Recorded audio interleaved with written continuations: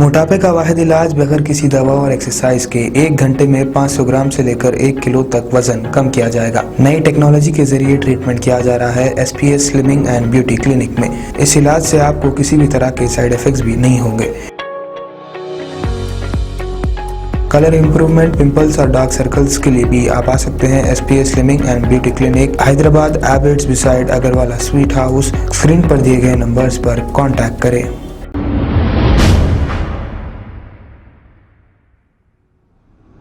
अस्सलाम वालेकुम नाजरीन, मैं हूं अब्दुल याज़। आइए देखते हैं आज का खबरनामा।